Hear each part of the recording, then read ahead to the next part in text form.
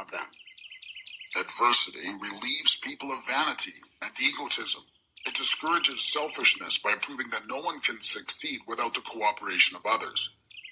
Adversity forces an individual to test his mental, physical, and spiritual strength.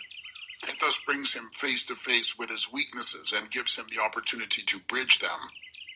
Adversity forces one to seek ways and means to definite ends by meditation and introspective thought.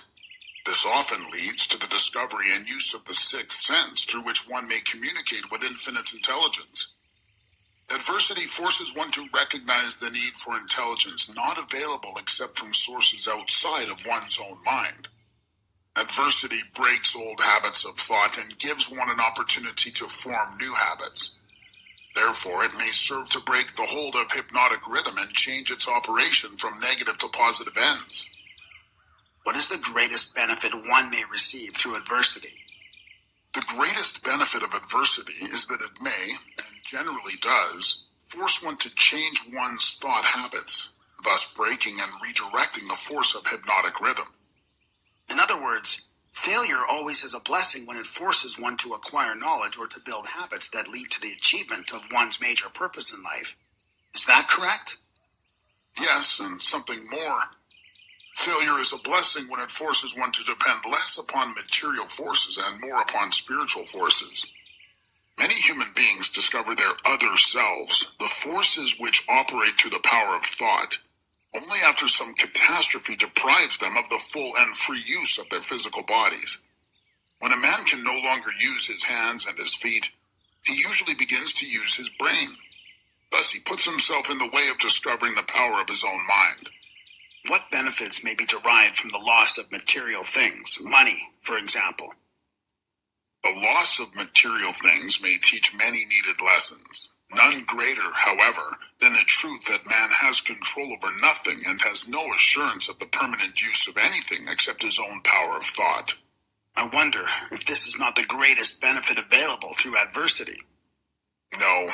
The greatest potential benefit of any circumstance which causes one to make a fresh start is that it provides an opportunity to break the grip of hypnotic rhythm and set up a new set of thought habits.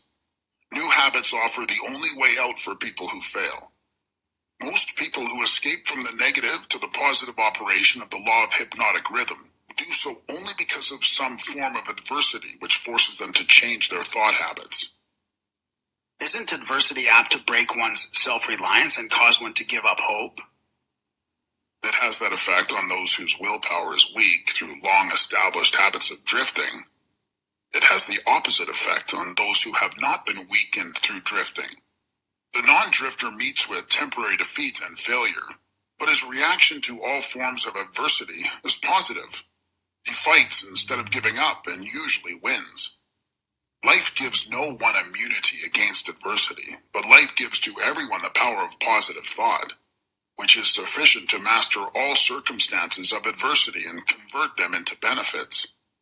The individual is left with the privilege of using or neglecting to use his prerogative right to think his way through all adversities. Every individual is forced either to use his thought power for the attainment of definite positive ends, or by neglect or design use this power for the attainment of negative ends. There can be no compromise, no refusal to use the mind. The law of hypnotic rhythm forces every individual to give some degree of use, either negative or positive, to his mind, but it does not influence the individual as to which use he will make of his mind.